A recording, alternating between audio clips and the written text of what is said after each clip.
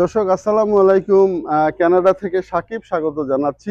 ঈদুল আজহা কানাডাতে সমাগত, অর্থাৎ আজ শুক্রবার রবিবার দিন কানাডায় ঈদুল আজহা উদযাপিত হবে এবং সেটা হচ্ছে ১৬ই জুন ২০২৪।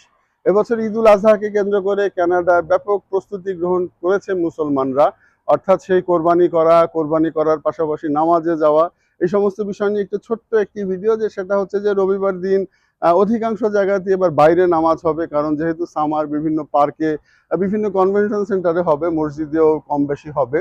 এবং সবচেয়ে বাংলাদেশিদের ঈদের বড় জামাত অনুষ্ঠিত হবে টরন্টো ডেন্টোরিয়া পার্কে, সেটা হবে সকাল ৯:৩০ এবং টরন্টোতে আপনারা জানেন যে প্রচুর বাংলাদেশি, সেখানে কয়েক হাজার বাংলাদেশি সেই জামাতে অংশগ্রহণ করবে। তো ঈদের জামাতের পাশাপাশি আরেকটি বড় বিষয় থাকে যে কোরবানি করা।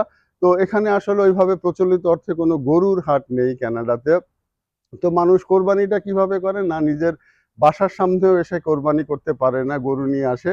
সেটা বিভিন্ন যে প্রভিন্সের সেই হেলথের কোনো পারমিশন নেই।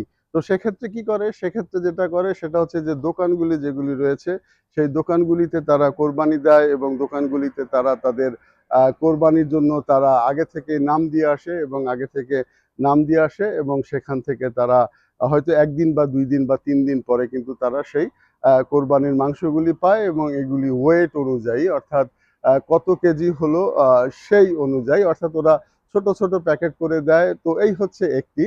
আরেকটি ভাবে হতে পারে যে সেটা হচ্ছে গিয়ে যে মানুষ নিজেরা ফার্মে যায়, ফার্মে গিয়ে আগে থেকে হয়তো ৬ জন ৭ জন ঠিক করা থাকে, ৭ জন মিলে একটি গরু কোরবানি দিয়ে আসে। কোরবানি দিয়ে আসার পরে তারপর শেষে হয়তো নির্দিষ্ট একটি সময়ে গরু হ্যাঙ্গিং করে রাখতে হয়, অর্থাৎ নগদে আনতে পারে না। এই হচ্ছে ২ ভাবে। আর তৃতীয় আরেকটি ভাগ আছে যে অনেকেই দেশে কোরবানির টাকা পাঠিয়ে দেয় এবং সেখানেই তারা কোরবানির মাংস করে।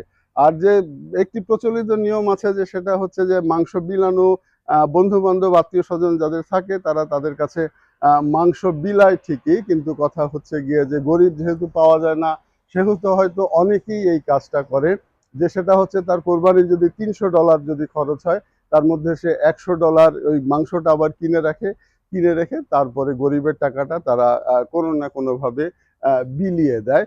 এবং দাম যদি বলেন, দাম আসলে ভ্যারি করে প্রভিন্স টু প্রভিন্স। সবচেয়ে জনপ্রিয় হচ্ছে গরু, এবং গরু পার পাউন্ড $৭, $৮ পরে প্রভিন্স ভেদে ভিন্নতা রয়েছে।